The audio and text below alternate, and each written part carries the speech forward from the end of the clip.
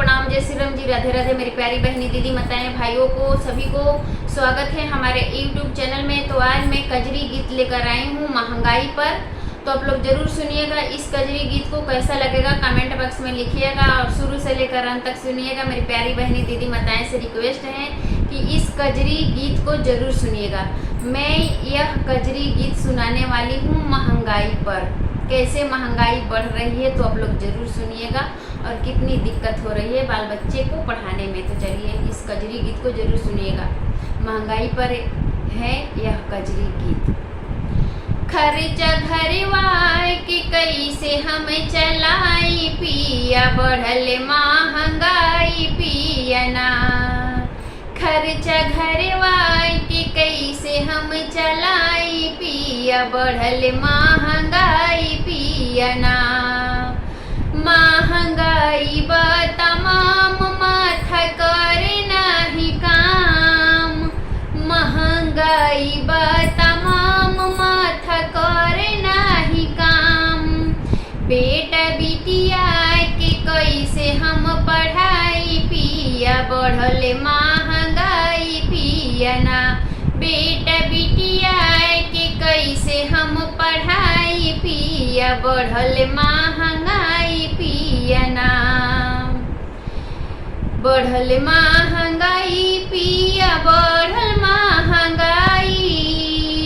कम कमाई बा तोहार बाटे खर्चा 1000 पिया, बढ़ल महंगाई पिया ना।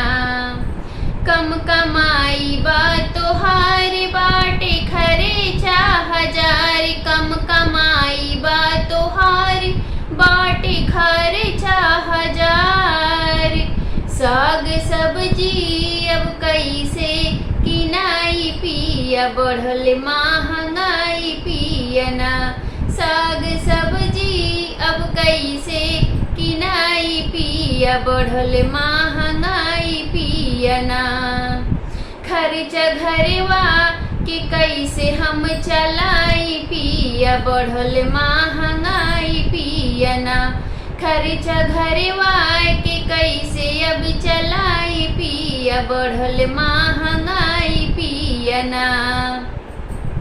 जब से चढ़ल बा आषाढ़ सासु भइली बीमार, जब से चढ़ल बा आषाढ़ सासु पड़ली बीमार। वही में ननदी के होई अब अवाई पिया, बढ़ल बा महंगाई पिया ना।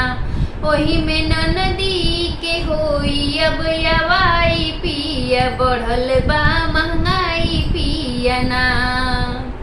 खर्चा घरवा के कैसे हम चलाई पिया, बढ़ल बा महंगाई पिया ना। खर्चा घरवा के कैसे हम चलाई पिया, बढ़ल बा महंगाई पिया ना। कौन करना उपाय चली दोनों जन कमाए, कौन करना उपाय चली दोनों जन कमाए। एको फोनवा तू हमके दे तलियाई पिया, बढ़ल महंगाई पिया ना। एको फोनवा तू देता हमके लाई पिया, बढ़ल महंगाई पिया ना। होई बढ़िया कमाई हम हो वीडियो बनाइब, होई बढ़िया कमाई हम हो वीडियो बनाइब। दोनों जान मिल के खर्चा चलाइब पिया, बढ़ल महंगाई पिया ना। दोनों जान मिल के खर्चा चलाइब पिया, बढ़ल महंगाई पिया ना। खर्चा घरवा के कैसे हम चलाई पिया, बढ़ल महंगाई पिया ना। खर्चा घरवा के कैसे हम चलाई पिया, बढ़ल